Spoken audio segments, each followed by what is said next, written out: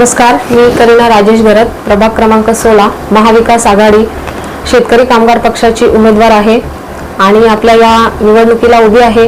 निवडणूक करणं, राजकारण करणं, निवडणुकीला उभी राहणं हे माझं स्वप्न नव्हतंच, परंतु आजपर्यंतचा महिलांचा इतिहास पाहता हा माँसाहेब जिजाऊ असतील, अहिल्याबाई होळकर असतील, सावित्रीबाई फुले असतील, हा महिलांचा इतिहास, हा लढण्याचा इतिहास आहे.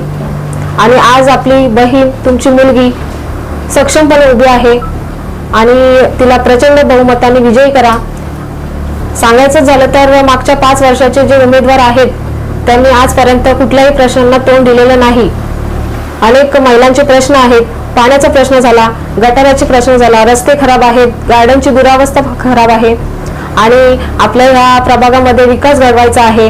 मी तरुण आहे, एक संधी तर देऊन बघा, या संधीचं सोनं केल्याशिवाय राहणार नाही आणि या तरुण पिढीला नक्कीच संधी द्यायला हवी. माझ्या या पक्षाने नक्कीच या तरुण पिढीला संधी दिलेली आहे आणि त्या पक्षाचा मी खूप खूप आभारी आहे. माझे सर्व नागरिकांना आणि माझ्या शेतकरी कामगार पक्षाला माझे नमस्कार आणि त्यांचे मी धन्यवाद महाविकास आघाडीला माझ्याकडून. कारण मी नवीन पनवेल शहराचा 16 नंबर वार्ड क्रमांक ओबीसीचा जो फॉर्म भरलेला आहे त्या पात्रतेचं मला समजलं, त्याबद्दल मी पुन्हा एकदा बाळाराम पाटील साहेब आमच्या आधारस्तंभ येते आणि त्यांच्या मार्गदर्शनच खाली आम्ही हा शेतकरी कामगार पक्षाचा जो पण विकासाचा गाडा आहे तो चालवतो. कुठल्याही प्रश्नाला उत्तर द्यायचं असेल तर आमचे वरिष्ठ म्हणजे बाळाराम पाटील सुखाला असो दुखाला असो प्रत्येकाच्या सहाय्याला बाळाराम पाटील सगळे आमच्या पाठीशी असतात.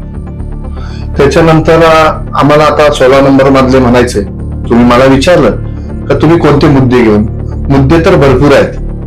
ज्याप्रमाणे भारतीय जनता पार्टीचा तुम्ही बघत असाल कारभार चालू आहे, हम करूचा कायदा चालू आहे, सरकारी यंत्रणे असतील किंवा ईव्हीएमचं आता तुम्ही मुंबईमध्ये पाहिलं असेल, म्हणजे कोण विरोधात बोललं तर त्याच्यावरती लगेच ईडी वगैरे लावायची आणि आपल्याकडे खेचून घ्यायची, ही परिस्थिती चालू आहे. विकासाच्या कुठल्याच मुद्द्यावरती भारतीय जनता पार्टी निवडणूक लढत नाही. आपण पाहिलं असेल का नवीन पनवेल मधले रस्ते, काय रस्त्यांची दुरावस्था आहे, धुळीचा साम्राज्य निर्माण झालेला आहे. त्याच्यानंतर पाण्याची समस्या खूप मोठी आहे. लोक नागरिक अत्यंत पाण्याच्या साठी एवढे वैतागलेले आहेत भारतीय जनता पार्टी महानगरपालिकेवरती का पाणी आम्ही गटारातलं पिऊ का सार्वजनिक बोरिंग मारू अशी अवस्था झालेली आहे. तर प्रत्येक बिल्डिंग मध्ये हीच समस्या, पाणी सर्वात मोठी समस्या आहे.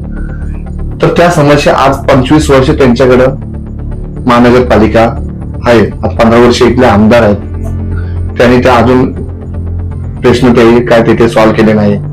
परत दुसरे प्रश्न असतील गार्डनची दुरावस्था करून ठेवली. तुम्ही आता कुठल्याही सेक्टर 10च्या गार्डन मध्ये बघा, तिथे असं वाटतं की बैल घ्यावा आणि चरायला न्यावा किंवा कुणाच्या जर मी विनंती बघ कुणाला चार वगैरे आपल्या मराठी भाषेमध्ये गावाकडे बोलतात तर तिथे एवढं असं घात झालेलं आहे, 2-2, 2.5 फुटाचे. गटारांचे प्रश्न आहेत, गटारांच्या वरती नाल्यांवरती जे आपण फुटपाथवरती चालायचं तिथेशी तसेच गटारे ओपन आहेत. जर एखादा लहान मुलगा शाळेतला पडला तर अशा भरपूर समस्या आहेत. आणि अनुमाना म्हणायचं की गेल्या 5 वर्षांमध्ये जे भारतीय जनता पार्टी नगरसेवक त्यांनी काही काम केली नाही किंवा असं काही 100% आम्ही ज्यांच्या विरोधात फॉर्म भरलेले आहे ते आता आम्हाला माहितीच नाही नगरसेविका आहेत. मी गेल्या 13-14 वर्ष सेक्टर 3 नवीन पनवेल मध्ये राहतो, पण मी त्यांचं नाव ऐकले, पण समाजात आता मी इथे फिरालो सेक्टर 16 मध्ये 16 वार्ड क्रमांकामध्ये फिरलो मी, तर मी भरपूर जणांना विचारलं का असे असेल, तर बिलकुल त्या माणसांचं काम नाही जे आमच्या समोर. तरी पुन्हा त्याच उमेदवारांना या निवडणुकीमध्ये उतरलं गेलंय, जे भारतीय जनता पार्टी मागे जे उमेदवार पुन्हा याच निवडणुकीमध्ये उतर, कुठेतरी जनता नाराज वाटते का, की काय अपेक्षित आहे? निश्चित आपण ज्या ओबीसीचा फॉर्म भरलेला आहे मधून त्यांचं कुठेही काम नाही, लोकांपर्यंत कधी पोहोचले नाही. छोटासा कार्यक्रम केला आणि आम्ही खूप मोठे झालो असं नाही. लोकांना नागरिकांचे प्रश्न जे आहेत, रस्त्याची समस्या, पाण्याची समस्या, गार्डन, आता विद्यार्थ्यांसाठी काहीतरी नोकऱ्या, ह्या गोष्टींकडे बिलकुल लक्ष नाही त्यांचं. फक्त आम्हाला पैसा कमवायचा आहे आणि आम्हाला आमच्या सत्तेचा माज आहे. वार्ड क्रमांक 16 मध्ये सर्वात मोठी समस्या कोणती उद्भवते की ज्या समस्येकडे आपण मोठ्या प्रमाणामध्ये या ठिकाणी उतरणार आहोत? निश्चित आपण मला प्रश्न सर्वात भारी विचारलेला आहे, कारण जे सेक्टर 8, 9 आणि 10 इथे सर्वात मोठी रस्ते आणि पाणी, ही खूप मोठी गैरसोय आहे तिथे. पाण्याची जर बोलले तर प्रत्येक बिल्डिंग मध्ये दररोज एक टँकर मागवायला लागतो. तिथले नागरिक आहेत बिल्डिंगचे, तिथली कमिटीची लोक आहेत, ती अक्षरशः वैतागलेली आहेत.